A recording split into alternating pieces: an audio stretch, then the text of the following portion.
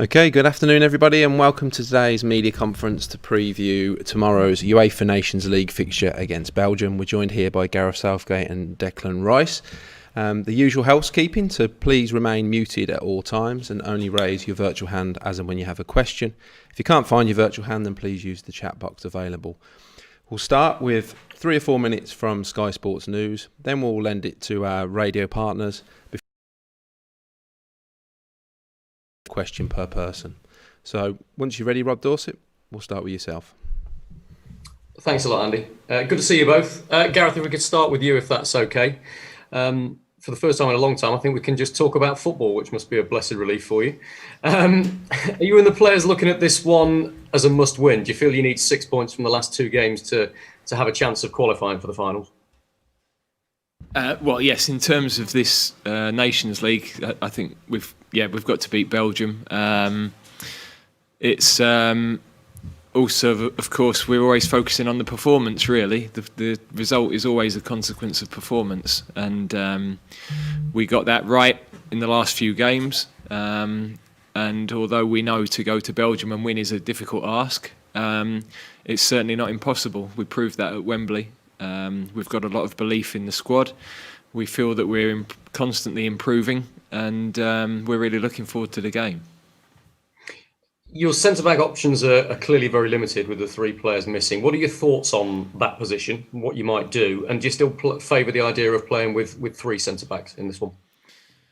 Well, we can do any tactical formation, but the reality is we've still lost three defenders for this game. So however we do it, we're a little bit more, or we're having to readjust. But to be honest, you're having to do that all the time. You know, it says something when, you know, one of the biggest enjoyments of the week was hearing no positive test this morning. That's about as much enjoyment as we get, so that we know at least we've got everybody available on that score. So all teams are having to make adjustments. All teams are having to adapt. We've got good players. We've got a good squad. We believe in everybody. Over the last couple of months, we've been able to give everybody minutes on the pitch, and that's what you've got to build. You've got to build a strong squad, because heading towards next summer, we just don't know who will be available and who will be in form and who will warrant those places in the team. One of the key positions that we're all discussing, away from you guys, is that left-sided attacking position. Grealish, Sancho, maybe even Mason Mount. Where does each of them stand in your pecking order at the moment? And explain to us how different they are, Gareth, in what they offer. Well, we've also Raheem, who plays on the left.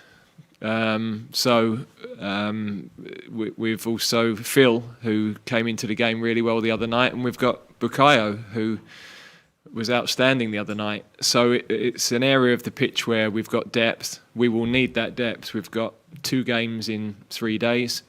We've got matches that you're not going to win these games in 30 minutes. These are games that are going to be 95, 96 minutes, and we've got to be perfect against Belgium with and without the ball for that full period. So we're going to need more than 11. All of those guys are in good form. You know, what pleased me the other night was that we had a look at different people in slightly different positions. We saw Mason more centrally. We saw Reece James for a spell as a right centre-back. And as the game progresses tomorrow, you know, we've got to be able to adapt and adjust. So it's great. We've got strength in depth. Jayden scoring the other night was a positive for him. We took a lot from that match. Tomorrow is different tactical challenge, but whoever plays will be ready to do the job. I don't think it's too presumptuous of us to assume that Harry Kane's going to win his 50th cap tomorrow. Correct me if I'm wrong, but it's a heck of a special milestone for him. Realistically, how many more do you believe he can go on to get? And crucially, Gareth, is there a better striker, an all-round striker in world football right now, do you think, than Harry Kane? Well, in terms of what's possible, I think the goal-scoring record is the really interesting one, because his strike rate for us is quite phenomenal, really, and he's obviously got time on his side to crack on and chase Wayne's record, which it would be a remarkable feat in itself when you look at Sir Bobby, Gary Lineker, Wayne, and if Harry can get into that sort of list, then a fantastic personal achievement.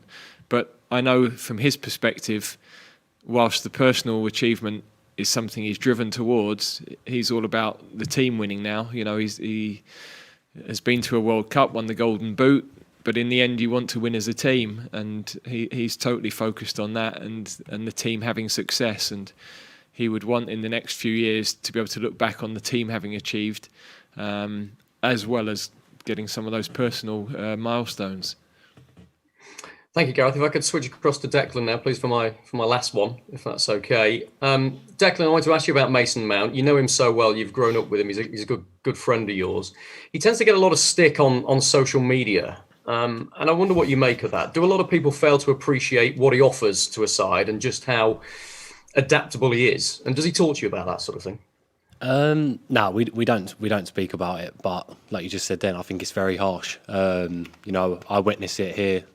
When I come to train here, you know, I've trained with him since I was a kid, so I know what his mentality's like. I know how hard working, how driven he is, and it's no surprise, you know, that Gareth picks him, that Frank picks him, and I think if you give every Premier League manager the chance to pick him, they'd pick him as well, because if you see day in day out what he gives to the team, you know, as an individual, he's a top talent. So yeah, definitely, I think the criticism is very harsh.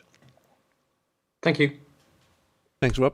Next, we'll move to John Murray from BBC 5 Live. Hiya, Gareth. Hi, John. When you take everything into account with this, the fact that it's behind closed doors, the players who are available, how the match went last month, how tall an order is it to go to Belgium and win this? And also, are you having to alter your approach because of the need to win? Well, I think we know they've lost 2 games in 28, so they're a fantastic team, and they've proven that over a long period of time. But our aim is to be the best team in the world, and we've got to hunt these teams down. We were able to do it at Wembley. I think we saw what a top side they are there, so we know that we had to be at our very best with and without the ball to get that result. That will be the same tomorrow, but we're not fearful. You know, we've got to go into the game with a very positive mindset, and we know that we can hurt teams. We've got players who can score goals, and we know we've conceded 2 in our last 9 games. So, you know, we're an improving team. We're a team that are going to get better over the next few years. You know, when you look at the age of youngsters like Declan and the team that sort of was on the pitch the other night, 19-year-old, 17-year-old, several 20, 21-year-olds. The future is so exciting. What we've got to do is make sure we're getting results and progressing now as well. And for one of the more experienced men, if it is to be Harry Kane's 50th cap in this match, can you pick out a few of your personal highlights for us from for what he's done when you've been the manager of England? Well, the first thing that springs to mind is his first goal for England that was with Roy, because we were with the under-21s, and of course whenever one of your players gets called into the seniors, you're looking at how they get on. So I remember us being in a hotel and hearing that he'd scored his first goal. We weren't able to watch the game, we'd been playing ourselves, but that was a brilliant moment for all of us, because you want to see those boys progress and do well. The equaliser at Hampden sticks in my mind. You know, that was a very important goal for us at a critical moment, and of course his goals in the World Cup. You know, to win the Golden Boot is an incredible personal achievement, and the journey everybody went on. So, look, there have been so many, but yeah, it's a special moment for him. We've had 3 or 4 players get to that sort of 50 cap milestone in the last year or so, and for all of them, it's a fantastic achievement. Thanks, Gareth.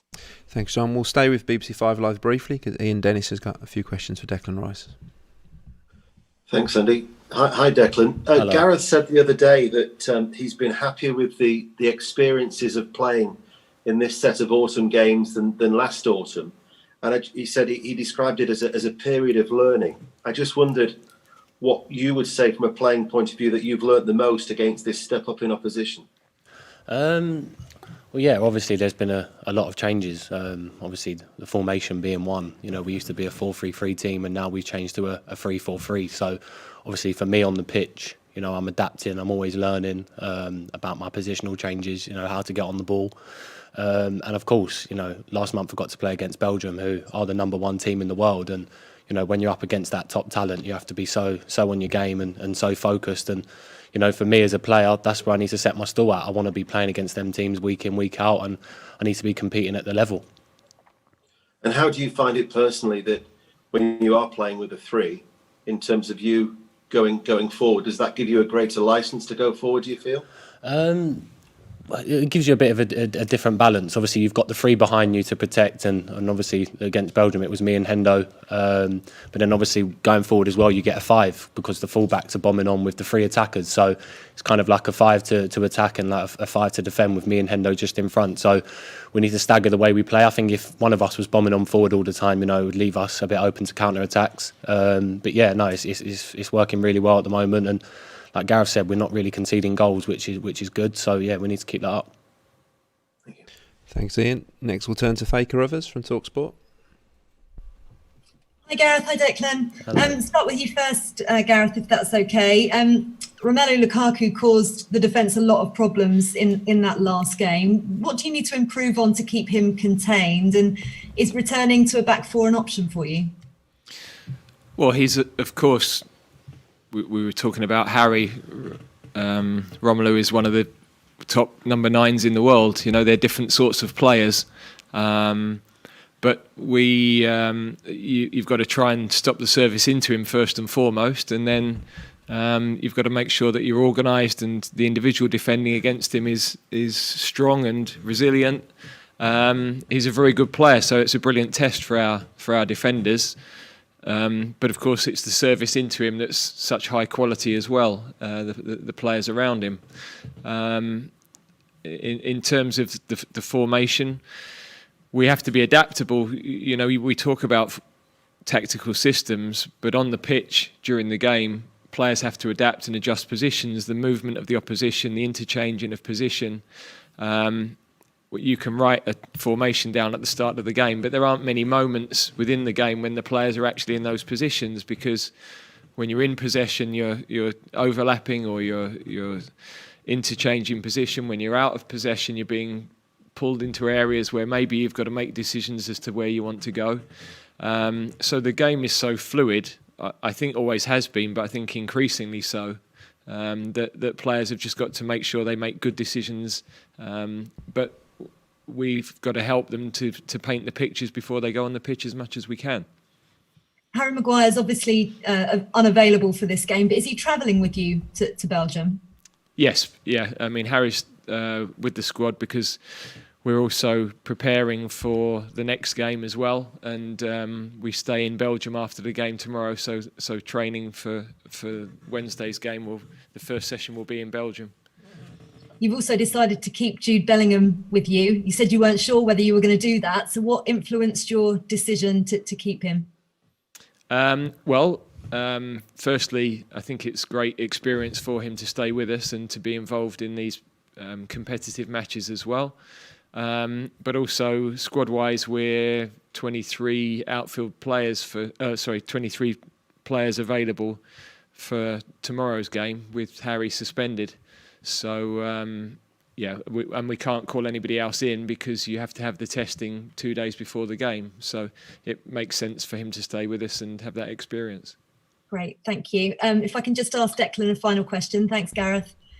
Declan, do you feel as if you're starting to create a good relationship with Jordan Henderson, and what can you and have you been learning from him? Yeah, definitely. Look, I think if you look at Jordan and what he's done in the game for his whole career really, but especially the last couple of years, I think it's so important for someone like me to be playing next to him, to learn, to get better. I think the main thing that I pick up from him is, obviously we already know his qualities on the ball, but you don't realise until you're playing next to him his leadership qualities and what he actually brings to the team. He's non-stop always on you in a good way, in a positive way, and that gives you the confidence on the pitch to go out there and fight for the badge. And playing next to him as well, like I said, with his ability on the ball, just to keep the ball with him and to be able to pass with him, it's really good. And yeah, top player. Thanks very much.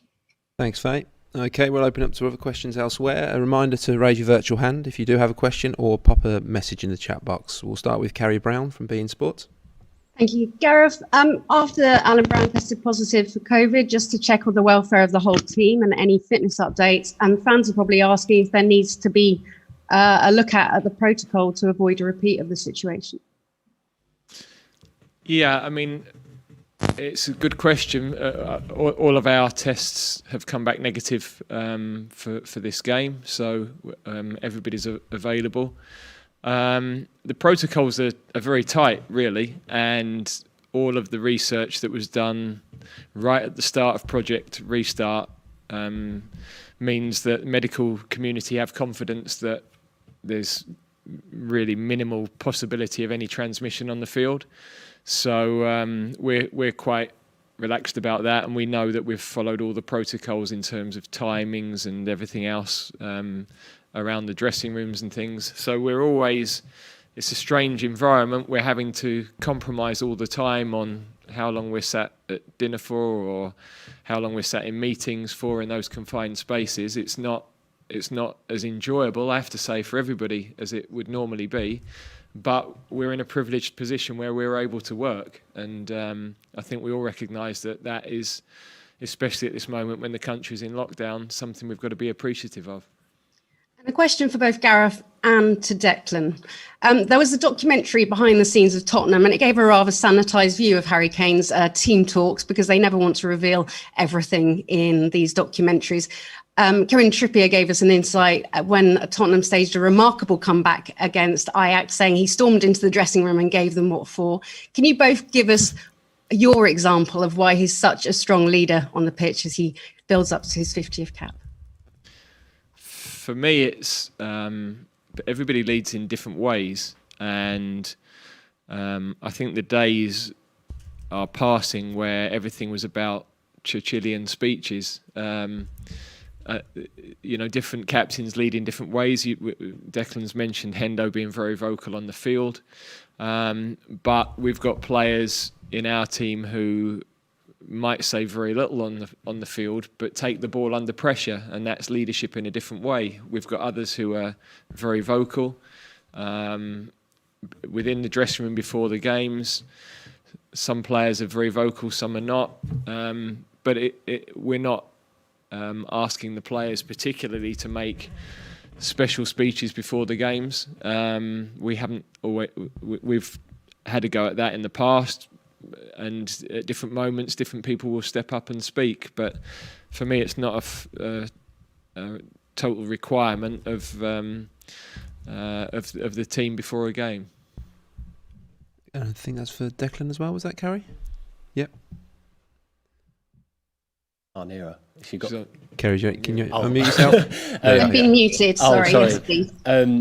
With H, look, you feel his presence all the time. I think if you look at the other night, obviously he wasn't involved against Ireland, but beforehand he's in the changing room. He's getting everyone ready for the game. He's talking to the lads, going around individually.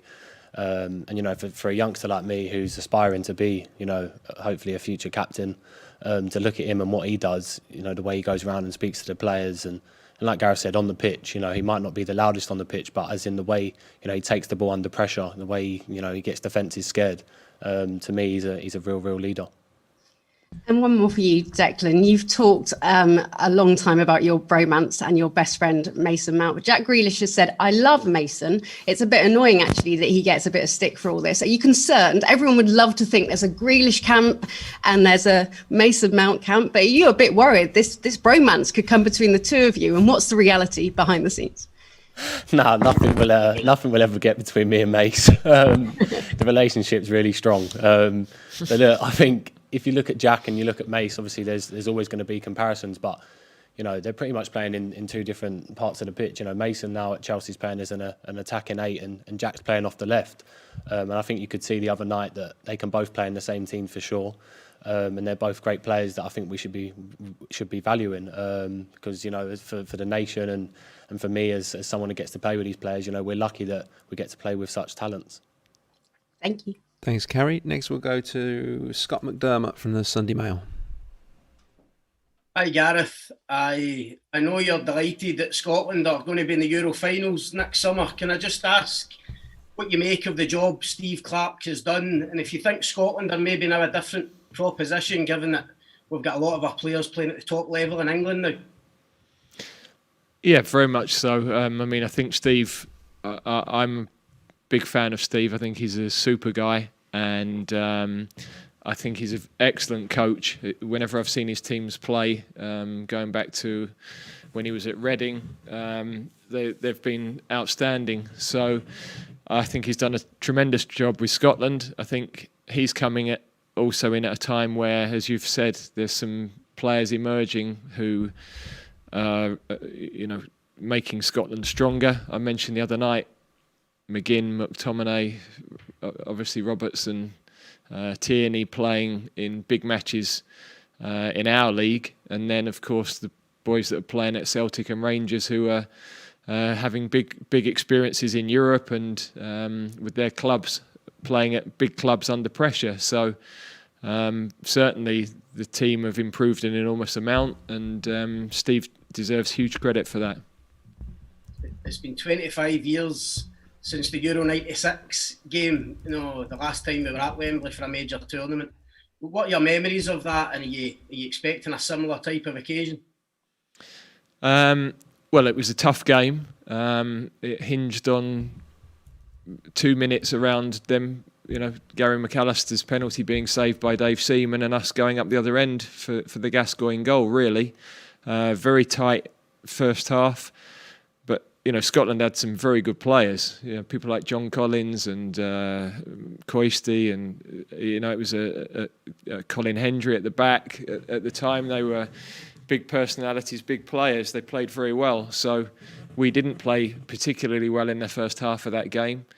But in the second half, Steve McManaman, I remember, had a big impact on the game, and of course Gascoigne with the goal, and a tremendous occasion to be a part of, but only if you win. Thanks, Scott. Okay, guys, that concludes the live section of this media conference.